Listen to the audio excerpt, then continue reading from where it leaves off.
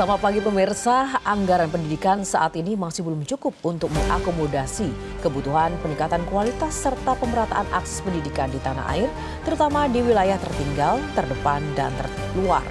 Meski undang-undang mengamanatkan anggaran pendidikan 20% dari APBN dan APBD, pada prakteknya belum sepenuhnya terrealisasi.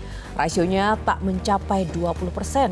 Anggaran yang sudah berkurang masih dipangkas lagi untuk dana transfer daerah dengan penggunaan sepenuhnya oleh daerah yang jumlahnya lebih dari separuh.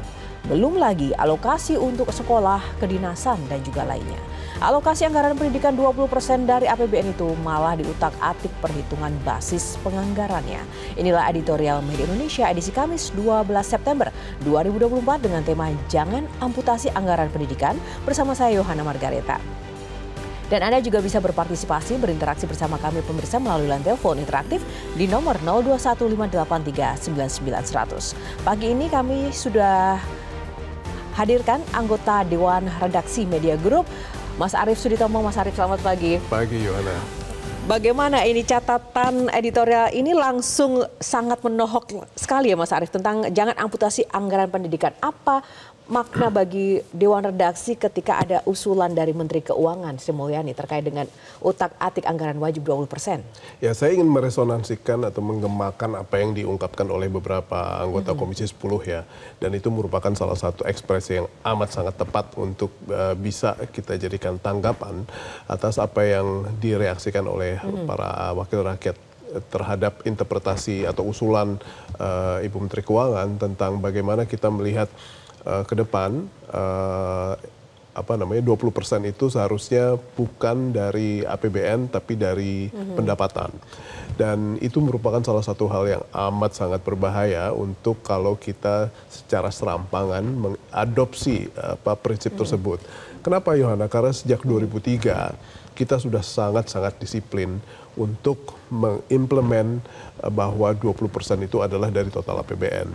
Dan itu merupakan salah satu hal yang sampai sekarang pun progres pendidikan nasional belum bisa kita nyatakan sebagai sebuah kebanggaan ya. Human Development Index kita masih belum seberapa bagus. Ada beberapa provinsi yang sangat besar tapi dengan kinerja pendidikan yang juga sangat buruk. Gitu. Itu masih kita dapati.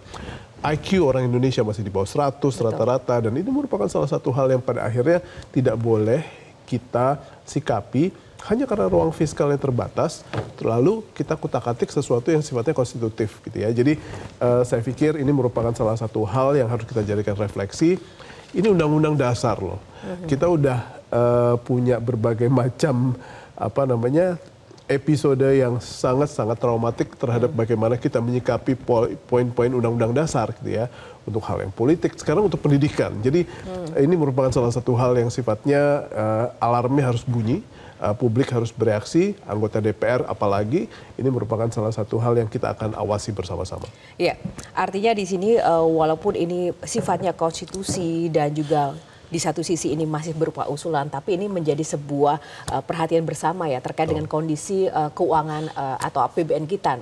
Khususnya nanti bagaimana pemerintahan ke depan menjalankan dengan program-program baru. Baik, Mas Arief, sebelum kita membahas lebih jauh lagi tema editorial kali ini, ada beberapa headline utama yang disoroti Media Indonesia.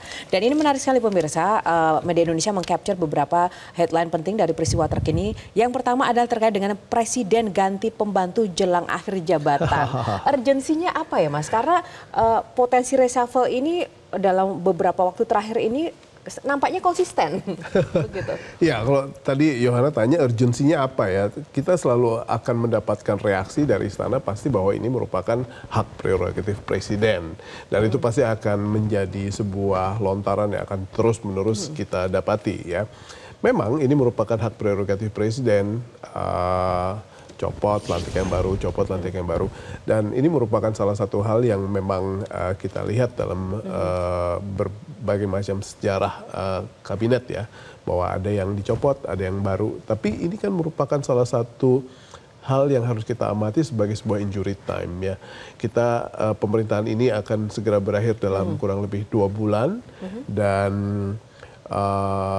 menjadi menteri selama 2 bulan pun Betul. Apa yang bisa dilakukan gitu ya, selain mengikuti apa yang pada dasarnya sudah dijadikan tapakan oleh menteri terdahulu. Jadi hal yang harus kita cermati adalah semoga copot lantiknya anggota kabinet baru ini bukan merupakan bagian dari permainan politik atau political game gitu ya. Karena kan kita tahu bahwa sejauh ini antara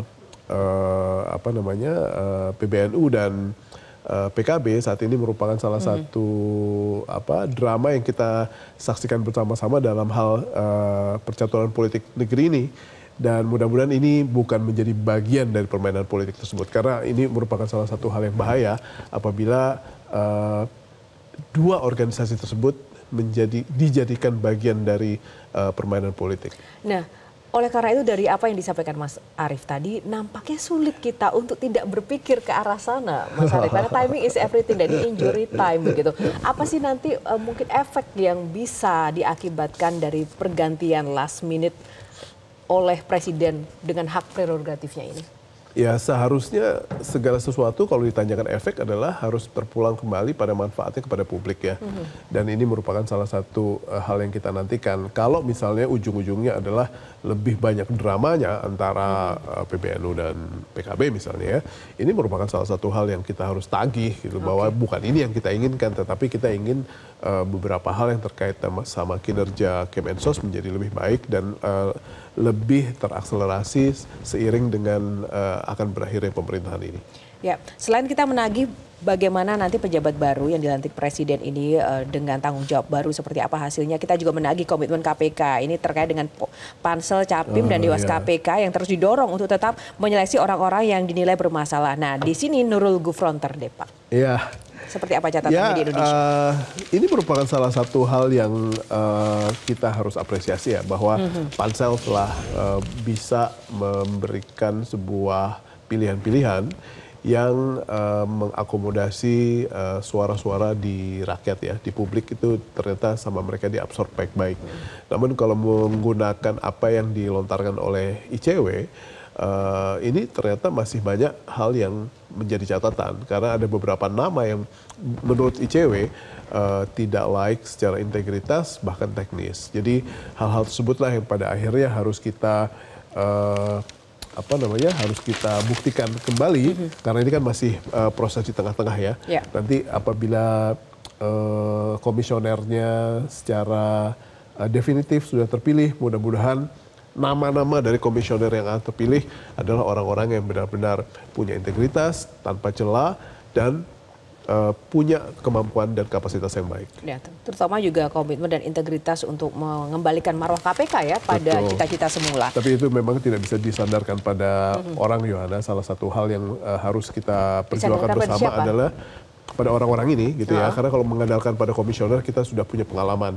Tapi yang paling penting adalah seluruh sistem dan infrastruktur hukum yang ada melindungi untuk menjadi payung dari KPK juga harus diperbaiki. Artinya negara juga harus menjadi tempat bersandar ya untuk menjaga ruang KPK ini kembali pada kitohnya begitu ya Mas Arief. Baik, itu tadi headline kedua. Yang ketiga kita masuk ke halaman 2 Media Indonesia pemirsa. Ada ulasan terkait DPR yang didesak sahkan RUU PPRT pada bulan ini, dan ini Undang-Undang RUU PPRT ini sudah 20 tahun diperjuangkan ya Mas Arief dan tak kunjung disahkan. Nah ini didesak lagi, semoga sih bulan ini benar-benar goal. Harusnya ya, karena kita kan bisa melihat ya, DPR itu kan adalah makhluk politik. Apabila mereka apabila mereka benar-benar bisa menyerap aspirasi dan bisa berempati pada apa yang terjadi di kalangan publik ya, khususnya yang terkait dengan bagaimana peran mereka dalam proses legislasi. Undang-undang Cipta Kerja, Undang-undang Pilkada itu bisa dengan sangat cepat mereka dedikasikan waktu mereka ya dan untuk pengesahan. Tapi Undang-Undang PPRT ini sudah berlangsung 20 tahun gitu ya. Jadi sehingga ini merupakan salah satu hal yang harus mereka bisa buktikan di akhir masa jabatan mereka, di mana 1 Oktober nanti sudah ada anggota parlemen yang baru. Ini merupakan salah satu pembuktian yang bisa mereka berikan kepada masyarakat. Ada nasib 5 juta pembantu rumah tangga yang bergantung dengan undang-undang ini, dan sebagian besar ini adalah perempuan, sehingga ini merupakan bukti dari kehadiran negara dan keberpihakan negara kepada mereka. Walaupun sudah 20 tahun ya, dalam pembahasan media Indonesia sebelumnya Mas Arief, kenapa ini menjadi terlalu lama? Karena di sini ada konflik kepentingan ketika DPR sendiri juga mungkin ya anggotanya juga menggunakan profesional dari PRT begitu. Artinya di sini kan nanti akan terkena dampak dari anggaran kesejahteraan bagi mereka. Makanya ini lama begitu. Apakah Anda melihat begitu? Siapa yang tidak maksudnya ya pekerja rumah tangga itu saya yakin ada di setiap rumah anggota DPR. Betul. Mereka tidak akan bisa. Apakah karena itu sebenarnya mereka kompak kemudian udah nanti saja nanti repot sendiri mereka gitu. Kan tidak akan bisa bekerja dengan baik kalau tidak ada pekerja rumah tangga yang baik ya. Mereka tidak akan bisa menunaikan tugasnya dengan baik, menjaga roda-roda rumah tangga dengan baik tanpa mereka. Sehingga inilah saatnya mereka untuk bisa mengabdikan diri kepada 5 juta orang. Sebagian besar di antara perempuan. Tunjukkanlah keberpihakan dan kehadiran negara lewat keinginan mereka untuk mengesahkan undang-undang ini. Baik, kita tunggu ya. Ini tinggal 1 bulan lagi. Jika memang tidak, kita harus membahas ini lebih dalam lagi, Mas Arief. Kita kawal sama-sama. Baik, terima kasih. Dan sebelum kita akan mengulas lebih jauh lagi terkait dengan jangan amputasi anggaran pendidikan kali ini, pemirsa, kita akan saksikan dulu tayangan yang satu ini.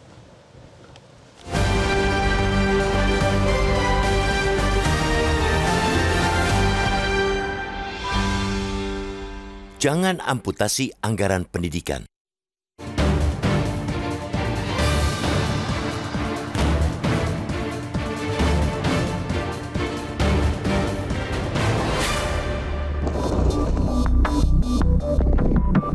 Usulan Menteri Keuangan Sri Mulyani dalam rapat kerja dengan Badan Anggaran DPR RI pada Rabu 4 September lalu agar anggaran wajib atau mandatory spending untuk pendidikan sebesar 20% didasarkan pada pendapatan negara ibarat mengamputasi anggaran pendidikan.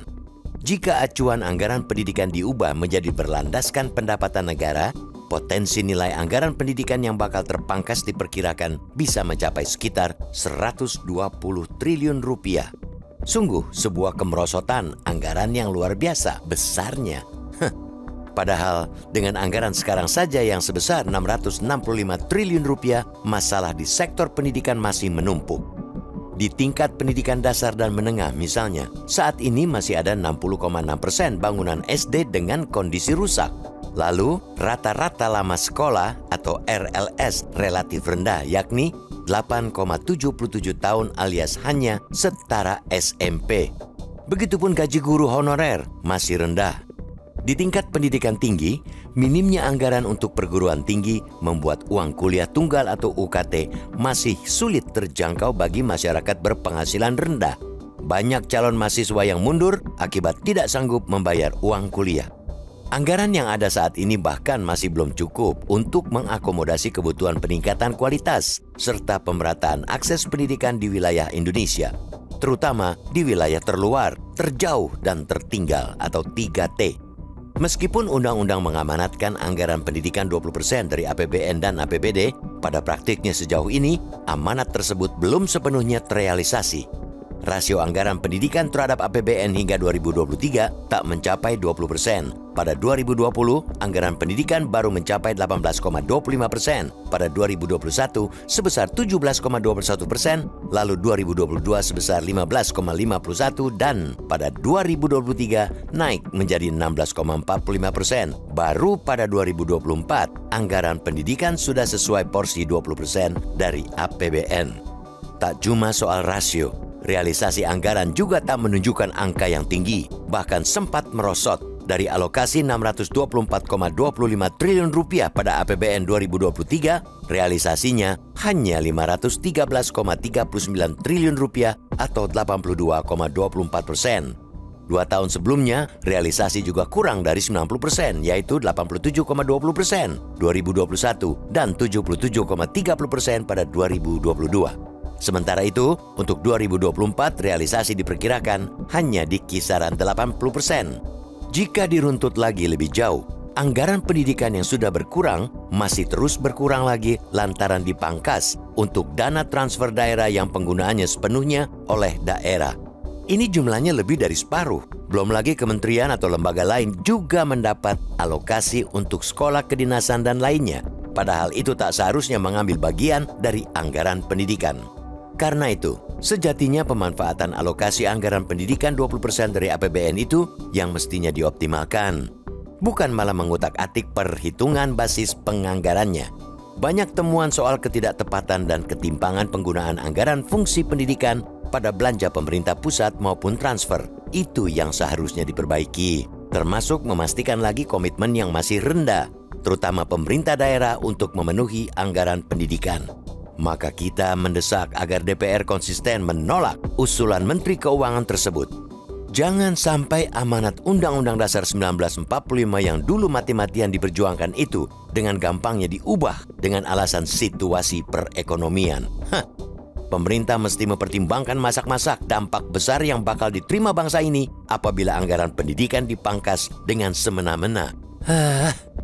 Seiring perkembangan teknologi dan persoalan lingkungan yang kian kompleks, ke depan Indonesia membutuhkan sumber daya manusia yang mumpuni untuk bisa bersaing di tataran global dan menyongsong Indonesia emas pada 2045.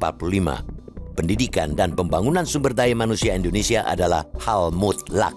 Hal itu hanya bisa dicapai dengan meningkatkan kualitas pendidikan dan menciptakan sistem pendidikan yang terjangkau oleh semua kalangan.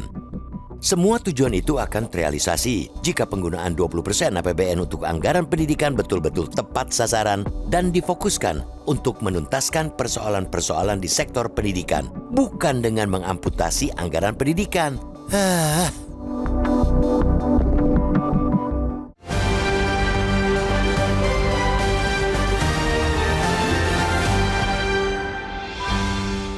Ya pemirsa, sekali kami ingatkan untuk bisa berpartisipasi dan berinteraksi bersama kami terkait tema editorial pada hari ini melalui line telepon interaktif di nomor 0215839900 dan kita akan jeda dulu, sesaat lagi editorial akan segera kembali.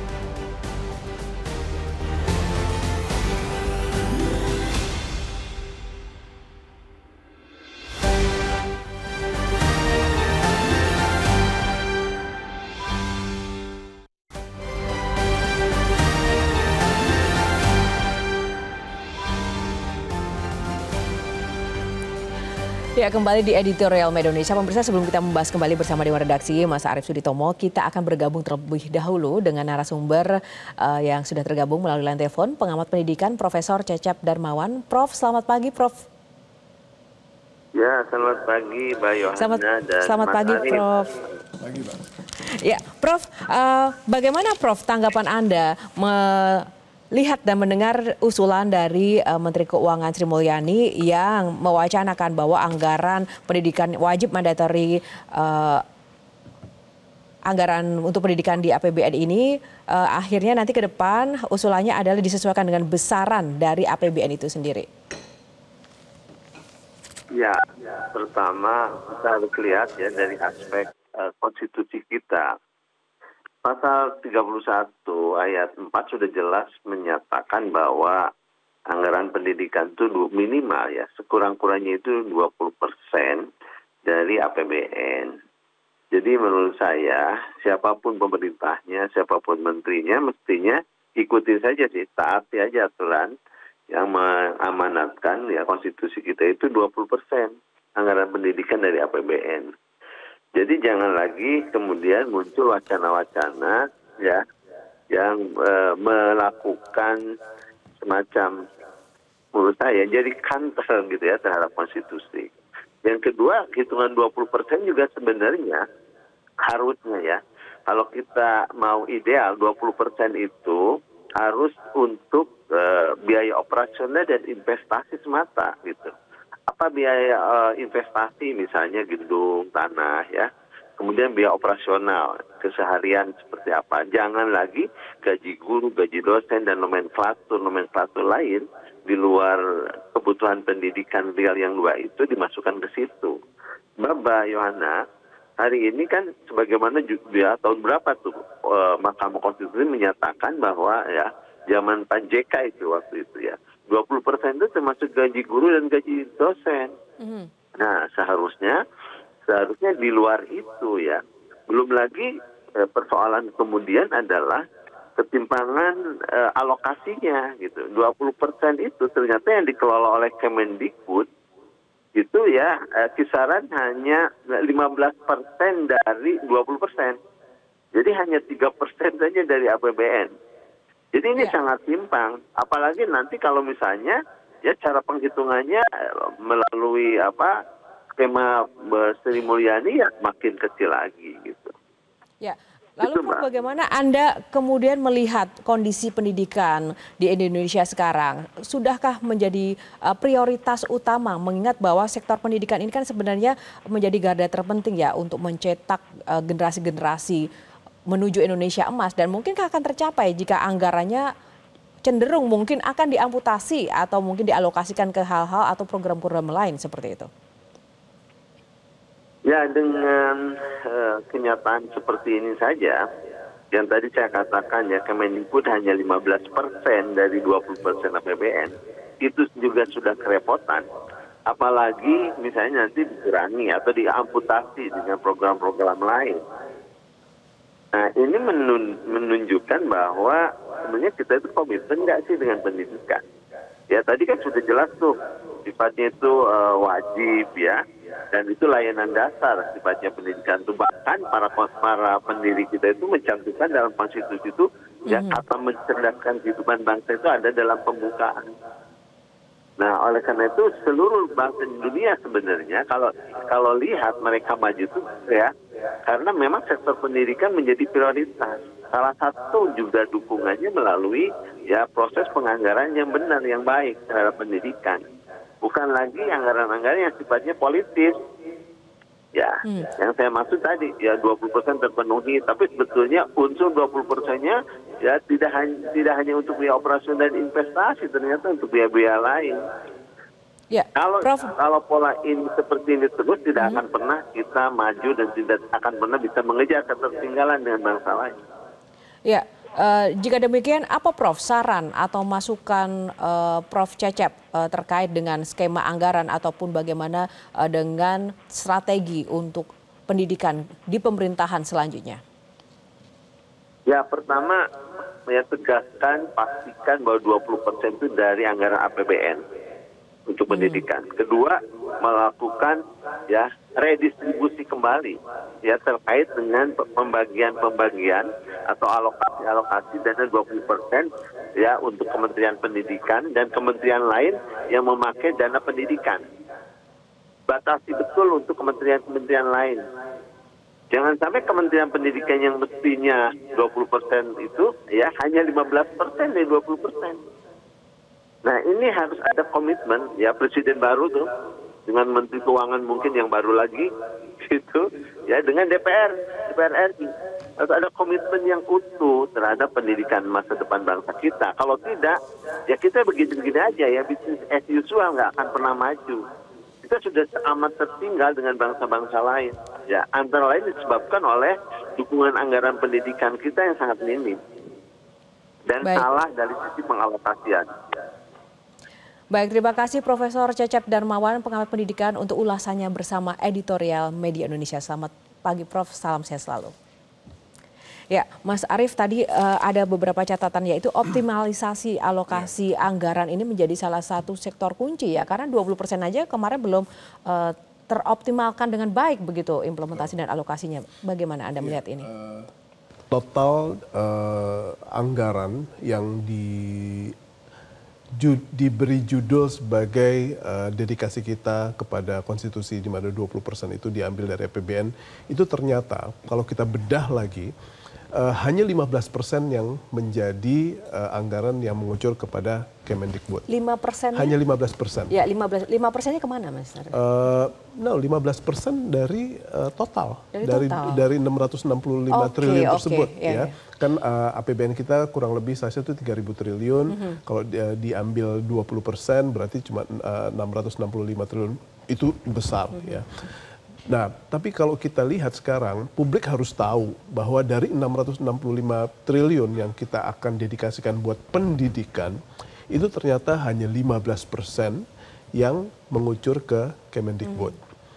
Ada kurang lebih 9% yang mengucur ke Kemenak, karena di bawah Kementerian Agama ada pesantren dan lain-lain. Lalu yang bagian terbesarnya kemana, Yohana? Ada 52% yang mengucur ke daerah. Nah, seringkali Pemprov ini atau para gubernur ini kan 20% komitmennya adalah komitmen di APBN dan APBD. Ya, pemerintah pusat sudah menganggarkan 20%. Nah, terkadang daerah itu menggunakan 20%-nya itu lewat transfer ke daerah yang dikirim oleh pusat. Sehingga mereka tidak lagi menambahkan buat pembangunan pendidikan di provinsi masing-masing. Dan itu yang pada akhirnya membuat kita banyak sekali mendapatkan masalah-masalah pendidikan, misalnya pembangunan sarana prasarana pendidikan di daerah, atau belum lagi kita bicara soal ketimpangan mutu pendidikan dari kota-kota besar atau provinsi besar ke provinsi kecil, ada provinsi kaya, ada provinsi miskin, dan itu merupakan salah satu hal yang kita hadapi bersama. Jadi memang dalam situasi seperti ini, di saat kita menggunakan asumsi 20% itu dari APBN, bukan dari belanjanya ya, itu kita akan nanti kalau kita menggunakan asumsi yang diusulkan oleh Menteri Keuangan, kita akan memiliki sebuah risiko di mana seluruh anggaran ini akan mengecil kurang lebih sampai 130 triliun. Dan tanpa penciutan 130 triliun aja problem pendidikan kita udah banyak, Yohana. Dan ini merupakan salah satu hal yang pada akhirnya juga kita risikokan ke depan.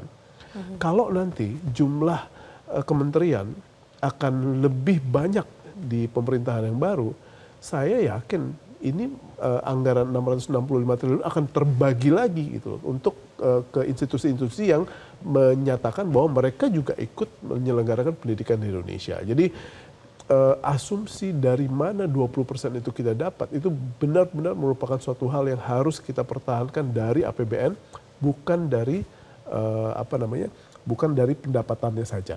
Nah, justru itulah yang menjadi dasar Mas Arief dari data-data dan juga fakta di lapangan ya. Ada terjadi ketimpangan, banyak anak-anak pun sekolah juga masih harus melintasi jembatan jauh di pelosok-pelosok juga tidak merata begitu.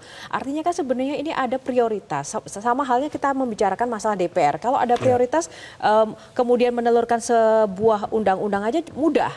Kalau tidak prioritas kalau bisa lama. Mau, ya. Kalau mereka mau. Nah, apalagi ketika kita bicara soal pendidikan, kalau misalnya memang mau, daerah pun kan sebenarnya juga bisa dikomando oleh pusat untuk memaksimalkan anggaran yang ada. Karena transfer itu kan sebenarnya harapannya untuk menambah potensi dan juga quality. Tapi kan pada akhirnya tidak. Dan terjadi pembiaran sekian lama. Memang itu merupakan sebuah hal yang harus dilihat oleh publik ya. Seberapa jauh calon gubernur dan wakil gubernur yang mereka akan pilih akan mengalokasikan dana tambahan di APBD mereka untuk pendidikan. Jadi ini merupakan salah satu hal yang harus dicermati oleh publik.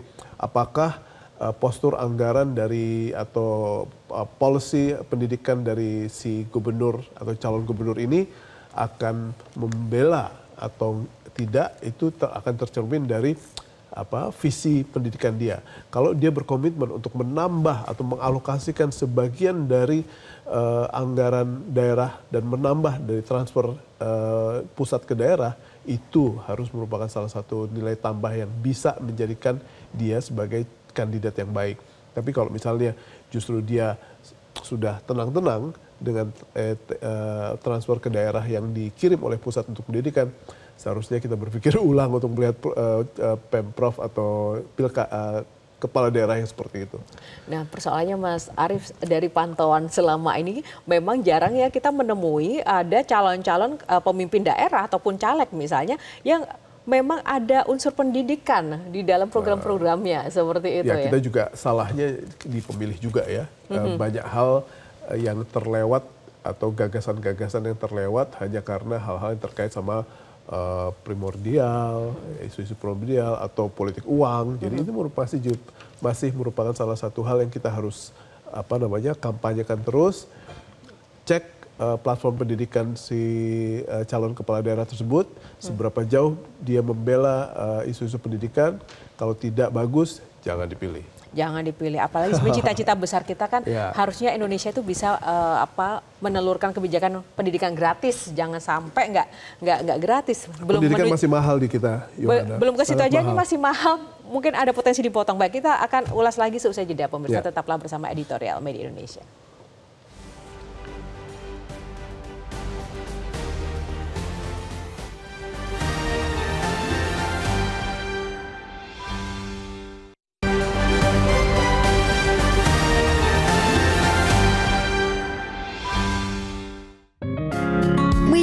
Indonesia mengajak Anda untuk mengakses fitur premium e-paper. Dengan sajian konten berbasis intelektual dan meneguhkan kebangsaan, Media Indonesia tampil dengan lebih dinamis melalui e-paper Media Indonesia yang dapat Anda akses kapan saja, di mana saja. Caranya mudah, download aplikasi Media Indonesia di Android atau ketik link e-paper.mediaindonesia.com atau bisa scan QR code pada layar kaca Anda. Klik tab e-paper di bagian samping layar tablet Anda, daftarkan data diri, serta pilih paket perlangganan e-paper Media Indonesia sesuai dengan kebutuhan Anda. Nikmati juga bonus spesial tambahan 4 halaman rubrik fokus setiap hari. Semua bisa Anda dapatkan hanya di e-paper Media Indonesia. Untuk informasi lebih lanjut, hubungi customer service di nomor 0811 1201 2018 atau kunjungi media sosial @Media Indonesia. Media Indonesia, referensi bangsa. Ya, kembali di Editorial Media Indonesia, dan sebelum kita ke penelpon Mas Arief, sedikit saja saya ingin tahu sebenarnya posisi quality pendidikan atau skor pendidikan Indonesia di dunia dibandingkan negara-negara lain itu seperti apa sih? Ya, kita tidak perlu membandingkan dengan Singapura atau Malaysia ya. Dengan Thailand atau Vietnam saja kita masih harus berjuang untuk bisa menyamakan posisi. Karena ada banyak indikator-indikator yang harus kita jelaskan pada publik, Yohana, bahwa ada indikator yang namanya PISA atau Program for International Student Assessment. Setiap negara itu punya skor dan mereka menyelenggarakan pemeringkatannya setiap 3 tahun. Dan yang terakhir adalah angka tahun 2022, di mana skor kita adalah untuk Indonesia adalah 15 terendah dunia. 15 terendah dunia. Jadi posisinya adalah posisi ke-66 dari 81 negara. Jadi itu masih merupakan salah satu indikator untuk kita perjuangkan. Lalu partisipasi pendidikan tinggi kita hanya 35%. Dan ini merupakan salah satu indikator kalau bangsa ini mau menjadi bangsa mencetak generasi emas, bukan generasi cemas ya. Kita harus meningkatkan hal ini. Orang-orang yang punya akses terhadap pendidikan tinggi harus ditingkatkan.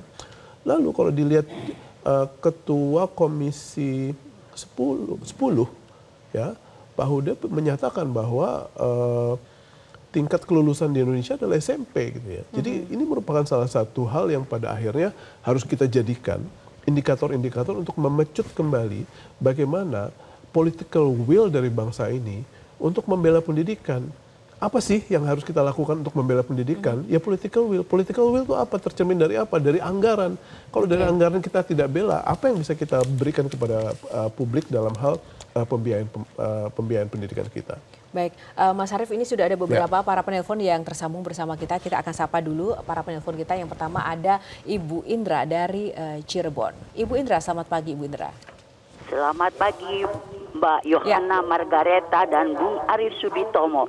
Assalamualaikum warahmatullahi wabarakatuh, Metro TV. Waalaikumsalam. Terima kasih Ibu semangatnya. Ibu mungkin boleh singkat saja seperti apa harapan atau tanggapan Ibu terkait dengan dunia pendidikan kita. Dulu dari Malaysia malah belajar kepada kita, Mbak Yohana. Nah ini kesalahan kita ini bukan dengan anggaran pendidikannya, tapi orang-orang yang ikut campur mengorak-ngarik anggaran pendidikan ini. Nah, kalau 20% anggaran itu untuk pendidikan itu, waduh, sudah bukan main, bisa kita. Tapi kan 15% dari 20%.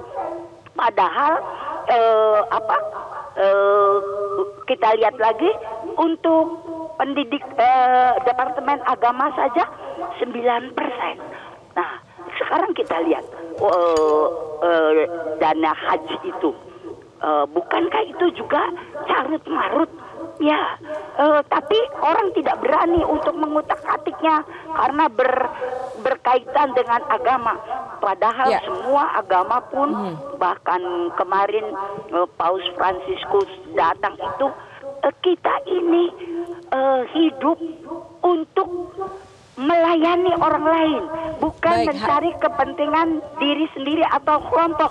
Karena lihat, semua itu carut apapun karena bagian lain dari yang kita persoalkan ikut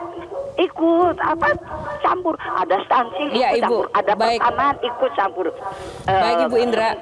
Ya, kalau langsung itu jadi Ibu ini ya mengharapkan ada fokus dan juga prioritas untuk peningkatan pendidikan kita ya. Iya, lihat Mbak Yohana, COVID itu sedikit saja Ibu bisa dengan cepat ditangani.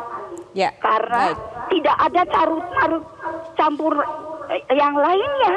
Ya, baik, tidak ada intervensi begitu ya. Terima kasih Ibu Indra dari Cirebon, Jawa Barat untuk tanggapan dan juga harapannya kali ini. Dan kita sapa penelpon kedua, ada Bapak Bion dari Mataram, NTB. Pak Bion, selamat pagi Pak Bion. Ya, selamat pagi Mbak Margareta, selamat pagi Bang Arif, selamat pagi Mas. Silakan.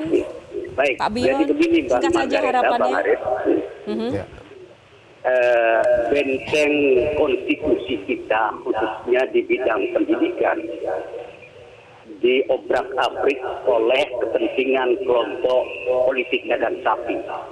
Ini mencerminkan bahwa integritas dan moralitas baik dari eksekutif maupun parlemen harus ditunjukkan kepada rakyat, bahwa pendidikan menjadi modal dasar dari proses pembangunan anak bangsa untuk bersaing global dalam tingkat sains dan teknologi.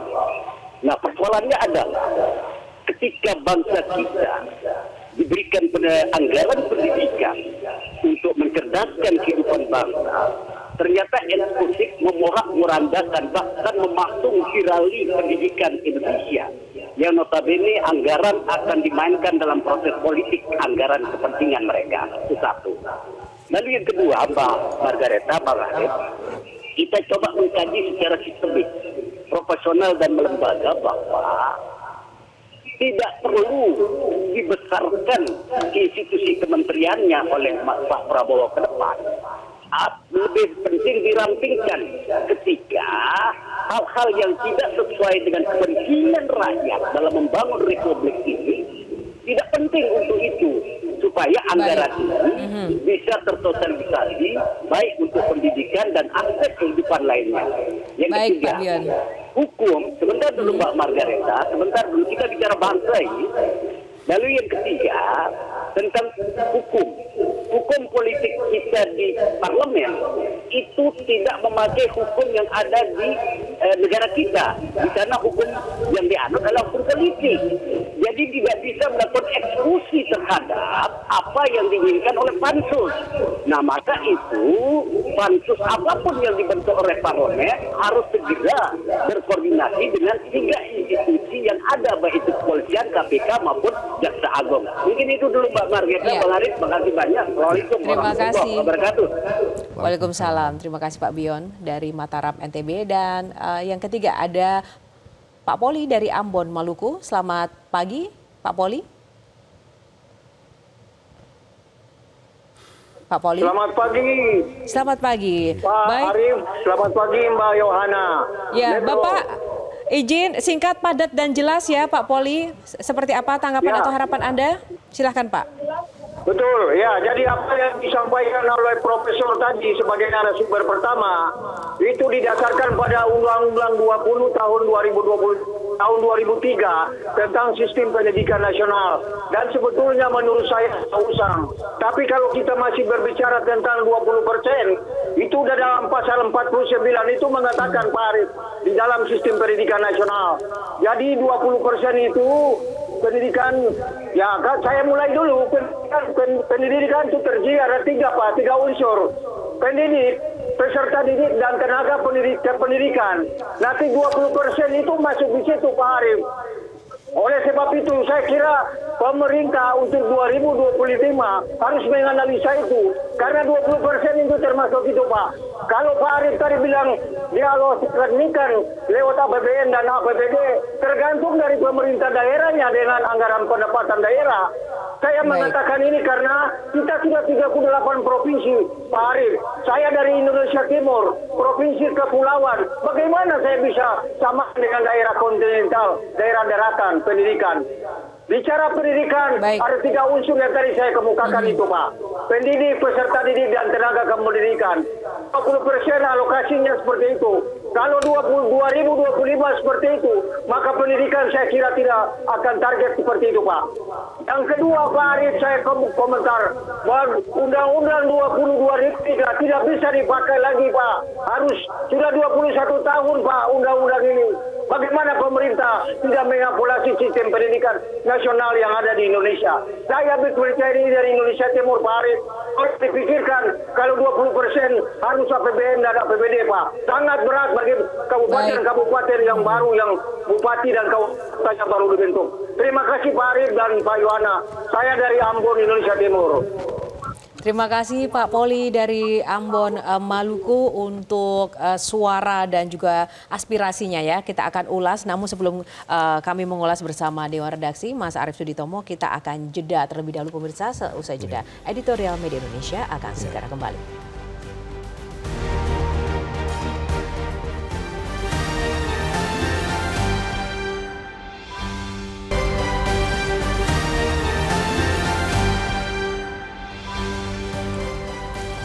Ya, kembali di Editorial Media Indonesia, masih bersama Mas Arief Suditomo. Mas Arief, tadi kita mendengarkan langsung ya, ada yang menarik dari catatan para penelpon tadi. Adanya istilah anggaran kepentingan. Nah, anggaran pendidikan jangan sampai dong diintervensi dengan menjadi anggaran kepentingan jadinya. Bagaimana tanggapan Anda, Mas Arief? Ya, sangat reflektif ya tadi, dan saya yakin bahwa publik itu tidak bodoh dan mereka pada akhirnya amat sangat jujur untuk bisa mengekspresikan apa yang bagi mereka merupakan prioritas, dan itu sebenarnya harus disinkronize dengan apa yang menjadi prioritas di DPR juga gitu ya. Sehingga kayak tadi misalnya bagaimana Ibu Indra bilang, kita ini bagi-baginya kepada institusi yang tidak terkait langsung dengan penyelenggaraan pendidikan itu terlalu banyak gitu ya. Jadi terlalu banyak bagi-bagi gitu. Mestinya Kemendikbud Ristek itu mendapatkan alokasi lebih dari 15% gitu ya. Itu kan suara publik yang harus kita dengar juga. Pak Bion misalnya, anggaran pendidikan itu jangan jadi bagian dari permainan politik baik daerah maupun pusat, atau Pak Poli di daerah tadi. Tidak semua Pemprov itu punya kekuatan yang sama ya, betul gitu ya. Tetapi ini merupakan salah satu hal yang kita harus kembalikan lagi, Yohana, bahwa yang namanya mandatory spending 20% dari APBN itu adalah amanat pasal 31 ayat 4 di konstitusi. Di mana di dalamnya ada kata sekurang-kurangnya atau minimal 20%. Dan ini merupakan salah satu hal yang harus kita jaga. Kalau memang ruang fiskal kita makin lama makin sempit, kita harus menganjurkan pada Kementerian Keuangan untuk mencari unnecessary spending yang pada dasarnya ada di tempat lain, bukan di pendidikan. Nah, terkait dengan Menkyu sendiri, tadi Mas Arief juga menyatakan bahwa kunci dari semua ini ketika ada political will. Kita melihat kiprah dari Menkyu selama ini, beliau sangat konsisten ya, dan juga tidak pernah mengutak-atik, itu bagian dari support Menkyu, Ibu Sri Mulyani. Nah, ketika saat ini Ibu Sri Mulyani mengungkap di masa-masa terakhir menjabat, dia mengungkapkan kurang lebih usulan seperti ini bisa menjadi sebuah legacy dan juga sebagai sesuatu catatan sebenarnya buruk ya untuk kiprah dan perjuangan selama ini. Apa makna sebenarnya di balik ini? Apakah ketika kita tahu Bu Sri Mulyani bertemu Pak Prabowo dan juga Wakil Menkyu kemarin, ini sebenarnya adalah curahan hati bahwa ini sudah tidak realistis lagi negara dalam situasi darurat anggaran yang memang kita harus benar-benar melihat tadi seperti yang Mas Arief bilang, hal-hal atau program-program yang mungkin akan membebani mungkin harus bisa dipikirkan kembali gitu, atau seperti apa? Ada unsur politik juga kah di situ? Kalau saya dalam situasi ini memang we have to read between the lines ya. Kita harus menginterpretasikan apa yang ada di balik pernyataan Menteri Keuangan. apakah beliau memang ingin menunjukkan kepada publik, kepada kita semua bahwa saat ini ruang fiskal yang tersedia buat kita untuk menjalankan sebuah penyelenggaraan pembangunan itu sudah semakin sempit dengan adanya kebijakan-kebijakan yang populis misalnya. Mungkin itu yang dimaksud. Sehingga kalau misalnya sekarang kita dipaksa untuk berdiskusi, dipaksa untuk berpikir, untuk mencari unnecessary spending yang pada dasarnya bisa kita kurangi, ya itulah yang pada akhirnya menjadi message dari Menteri Keuangan. Jadi saya merasa bahwa ini merupakan sebuah pemantik dari sebuah diskusi. Sehingga kita akan mencapai sebuah kesimpulan yang pada dasarnya membuat konstitusi kita, membuat pembelaan kita, membuat komitmen kita pada pendidikan menjadi sebuah komitmen yang firm, yang kukuh. Bahwa kalau kita menunjukkan keberpihakan, tunjukkan terlebih dahulu pada bagaimana kita melakukan penganggaran. Tidak perlu yang macam-macam. Anggarannya dulu kita jelaskan karena itulah politik. Politik itu adalah bagaimana kita menunjukkan keberpihakan, dan keberpihakan yang paling jelas yang bisa kita lakukan adalah memberikan anggaran, ya kan? Itu merupakan salah satu hal yang menunjukkan keberpihakan kita. Jadi salah satu hal yang pada akhirnya ingin kita suarakan, dan itu harus menjadi bagian dari kontrol bukan saja anggota DPR tapi publik secara keseluruhan, untuk mengingatkan kembali bahwa mandatory spending untuk pendidikan sebanyak 20% itu tidak boleh hanya diinterpretasikan, disandarkan dari pendapatannya, tapi dari total APBN. Itu yang harus kita jaga. Nah, terkait dengan situasi politik, kira-kira DPR akan memenuhi prioritas-prioritas dan juga sepaham nggak ya dengan tadi apa yang Mas Arief sampaikan? Karena kalau melihat situasi kan DPR ini agak sulit ditebak ini ya kan, maunya seperti apa, arahnya bagaimana, atau mungkin dulu, dalam tanda kutip pesanan siapa. Nah, kira-kira kalau dalam konteks pendidikan, karena kan juga DPR menjadi garda terdepan ini di ambang akhir nih, yes or no-nya, walaupun ini ada konstitusi, dia bisa mengubah apapun. Bagaimana? Apakah mungkin DPR akan mengubah? Saya melihat ya beberapa laporan di media, bagaimana sikap-sikap dari masing-masing fraksi, PKB, Nasdem, Demokrat, dan sebagian dari para wakil rakyat kita yang duduk di Komisi 10, di mana mereka bertanggung jawab sama sektor pendidikan, itu sudah menyuarakan sikap mereka. Dan cukup melegakan bahwa mereka menolak untuk mendapatkan sebuah interpretasi bahwa mandatory spending yang 20% itu akan disandarkan pada pendapatan. Karena risikonya besar. Kita akan mendapati bahwa ada kurang lebih pengurangan yang sampai 130 triliun.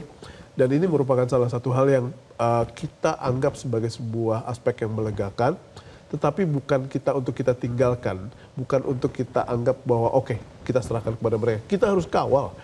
Dan ini merupakan salah satu hal yang berisiko pada anak-anak kita. Ya, pesan terakhirnya seperti apa, Mas Arief? Ya, ini merupakan sebuah hal yang kita harus ingatkan. Ini adalah amanat undang-undang. Ini adalah amanat undang-undang dasar yang pada akhirnya harus menjadi bagian yang kita bela bersama.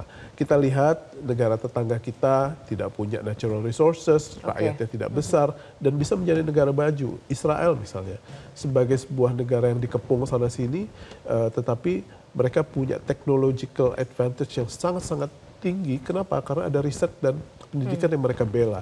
Dan banyak sekali contoh-contoh yang bisa kita lihat bagaimana negara menginvestasikan dana dan keberpihakan mereka pada pendidikan, dan mereka menuai buah yang sangat manis untuk pada akhirnya bisa dinikmati oleh rakyat dan negaranya sendiri. Baik, terima kasih Mas Arief untuk ulasannya. Semoga ini menjadi salah satu bentuk dari kampanye yang harus kita kawal bersama untuk menjaga pendidikan Indonesia lebih maju lagi. Dan pemirsa, untuk bisa bersaing secara global dan juga menyongsong Indonesia emas pada 2045, pendidikan dan pembangunan sumber daya manusia Indonesia adalah hal yang mutlak, dan hal itu hanya bisa dicapai dengan meningkatkan kualitas pendidikan dan juga menciptakan sistem pendidikan yang terjangkau oleh semua kalangan. Penggunaan 20% APBN untuk anggaran pendidikan harus terrealisasi dan betul-betul tepat sasaran, bukan sebaliknya malah diamputasi. Sekian dulu editorial Media Indonesia kali ini. Saya Yohana Margarita undur diri. Selamat pagi, sampai jumpa.